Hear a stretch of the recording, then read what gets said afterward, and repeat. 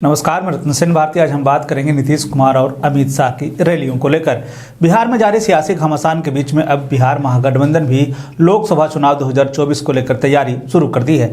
बता दें कि महागठबंधन ने केंद्र सरकार के खिलाफ बिहार के सीमांचल इलाका में हल्ला बोलने की घोषणा कर दी है। बता दें कि बीजेपी की तरफ से भी बिहार में लगातार रैलियों को लेकर तैयारी शुरू है।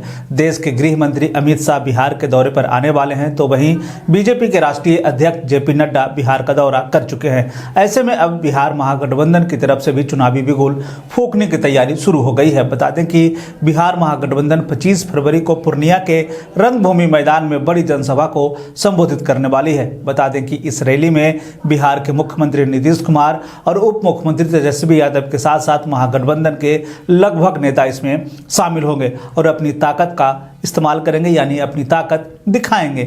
बता दें कि इस रैली के बारे में जानकारी देते हुए राजद के प्रदेश अध्यक्ष जगदानंद सिंह ने बताया है कि इस रैली में पूर्णिया, किशनगंज, अररिया, कटिहार के साथ साथ सुपौल, मधेपुरा, सहरसा और भागलपुर जिले के कार्यकर्ता के साथ साथ उसके नेता और गरीब वंचित तबके के लोग इसमें शामिल होंगे। साथ ही साथ उन्होंने ये भी कहा कि जिस तरह से सांप्रदायिक और उन्मादी शक्तियों की ओर से देश और राज्य में माहौल खराब करने की साजिश की जा रही है, उसके खिलाफ सभी को एकजुट होकर वैसी ताकतों को जवाब देने की आवश्यकता है। बता दें कि इस रैली में सबसे खास होगा लेफ्ट का एक साथ होना।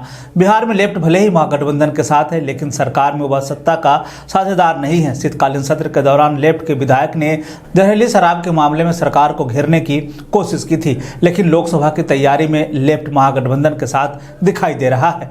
चुनाव को ध्यान में रखते हुए बीजेपी भी बिहार में चुनाव प्रचार में जुट गई है। बता दें कि 25 फरवरी को एक तरफ जहां महागठबंधन रैलियों को संबोधित करेगा, तो वहीं दूसरी तरफ अमित शाह बिहार में 2 स्थानों पर रैलियों को संबोधित करेंगे, जिसमें वे वाल्मीकि नगर में अपनी सभा को संबोधित करेंगे। तो उसके साथ साथ पटना में स्वामी सहजानंद सरस्वती जयंती पर बापू सभागार में किसान मजदूर समागम होगा, जिसमें मुख्य वक्ता अमित शाह होंगे। बता दें कि अमित शाह बिहार में लोकसभा चुनाव 2024 की तैयारियों को लेकर रैलियों को संबोधित करेंगे, जिसमें वे बिहार के लगभग हिस्सों को कवर करने की कोशिश करेंगे। बता दें कि 25 फरवरी को जहां वे पटना में रैली को संबोधित करेंगे, तो वहीं वाल्मीकि नगर में भी चुनावी सभा को संबोधित करेंगे। वहीं वाल्मीकि नगर में भी वो एक सभा को संबोधित करेंगे। इतना ही नहीं, इसके बाद वे गया में भी रैली को संबोधित करने वाले हैं। ऐसे में कहा जा रहा है कि बिहार में अब लगने लगा है कि चुनावी माहौल होने वाला है। बीजेपी अपने हिसाब से रैलियां कर रही है, तो वहीं महागठबंधन भी अब रैलियों की शुरुआत करने वाली है। बता दें कि जिस दिन अमित शाह बिहार में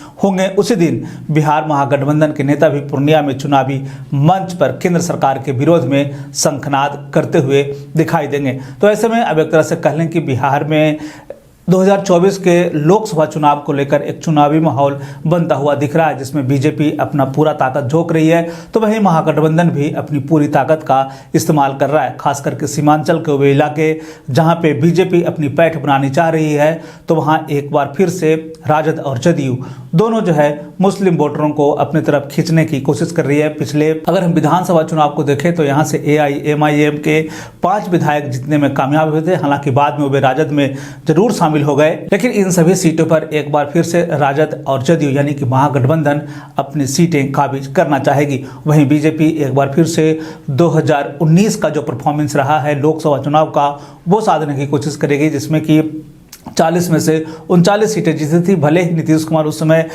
NDA के साथ है, लेकिन इस बार जो है वो महागठबंधन के साथ हैं। ऐसे में अब ये देखना दिलचस्प है कि बिहार की सियासत में कौन पलड़ा भारी होता है, यानी कि किस तरह की जीत होती है, NDA या फिर महागठबंधन की। ये तो आने वाले समय में ही तय हो पाएगा, लेकिन बिहार में अब चुनावी माहौल बनता दिख रहा है। तो यह था बिहार में राजनीतिक पार्टियों की तरफ से जुड़ी हुई खबर। बिहार और बिहार से जुड़ी हुई और भी ऐसी खबरों के लिए बने रहे हमारे चैनल के साथ। मुझे दीजिए इजाजत।